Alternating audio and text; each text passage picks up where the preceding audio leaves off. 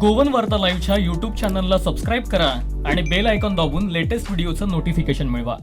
मुंबई हायकोर्टाच्या गोवा खंडपीठाने वीज खात्यात 2016 साली भरती केलेल्या 32 सहाय्यक डेटा एंट्री ऑपरेटर्सची नेमणूक रद्दबातल ठरवून गुणवत्तेच्या आधारे नवीन सूची तयार करण्याचे दिलेले आदेश राज्यातील भाजप सरकारसाठी मोठी नामुष्की ठरली आहे. या निवाड्यामुळे आता इतर खात्यातील वादग्रस्त नोकर भरतीवर संशयाचे ढग निर्माण झाले आहेत. जानेवारी 2021 पासून 10,000 सरकारी पदांची भरती करण्याची घोषणा मुख्यमंत्र्यांनी केली. ही भरती खरोखरच गुणवत्तेवर आधारित असेल की राजकीय वशिलेबाजीची चांदी असेल असा प्रश्न सामान्य गोमंतकीय बेरोजगारांना सतावतोय. बुधवारी राज्य सरकारला मोठ्या नामुष्कीला सामोरे जावे लागले. 2016 मध्ये भाजप सरकारनेच वीज खात्यात केलेली 32 सहाय्यक डेटा एंट्री ऑपरेटरच्या नेमणुका रद्दबातल ठरवण्याचा निवाडा मुंबई हायकोर्टाच्या गोवा खंडपीठाने दिला. या भरती संबंधीची लेखी परीक्षा झाल्यानंतर अचानक आपल्या मर्जीतील उमेदवारावर मेहरनजर करण्यासाठी भरती नियमात फेरफार करण्यात आले आणि या यादीत आपल्या उमेदवारांना घुसडवण्यात आल्याचा ठपका या निवाड्यात ठेवण्यात आलाय. 2016 साली एकूण 56 सहाय्यक डेटा एंट्री ऑपरेटर्स पदे भरण्यात आली होती.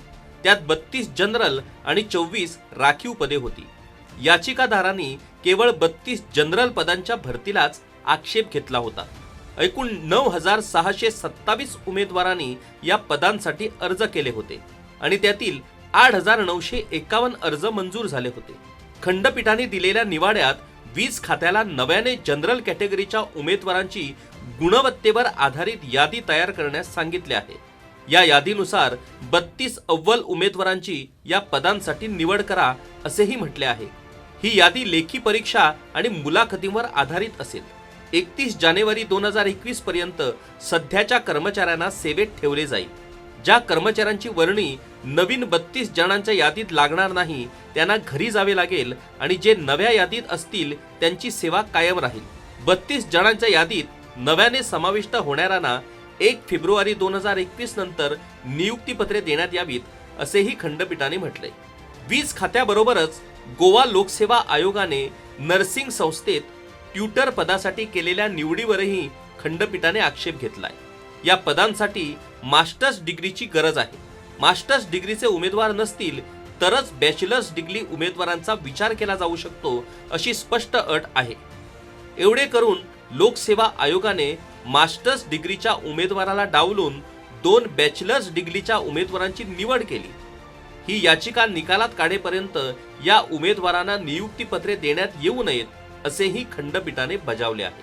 राज्य प्रशासनात नोकर भरतीत गुणवत्ता आणि पात्रता याला अजिबात किंमत नसून केवळ राजकीय वशिलेबाजी चालते असा सर्रास आरोप बेरोजगार उमेदवारांकडून होतो.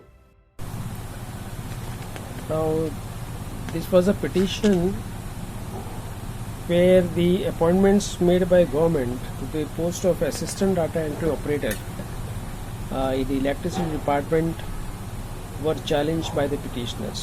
Now, the background of the case is that in 2015 there was an advertisement which was issued by the government for recruitment to the post of assistant data entry operator. A written test was conducted.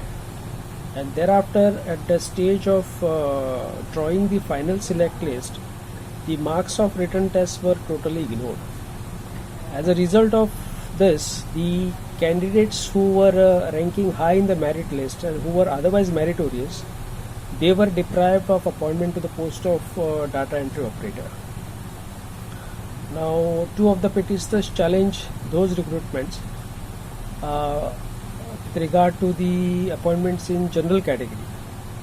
Now the High Court passed an order today whereby all these appointments which were made without following the process and without considering the circulars which were in place, the appointment orders have been quashed and the High Court has directed the respondent number 1 and 2 to prepare a fresh select list after considering the marks of the written test and oral interview which is already conducted, and the marks of oral interview to be considered are of maximum 15 marks, and the government has been directed to issue appointment orders on or before 31st of January 2021, and Also, only those candidates who fall in the zone of consideration in the ratio of 1:3 as per the circular are to be considered.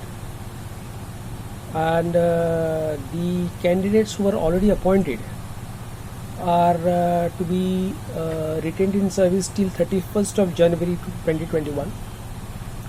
Out of those candidates, those who find a place in the merit list which is to be drawn pursuant to this order, now High Court has said that their appointment should not be interfered with and they will continue to be in employment.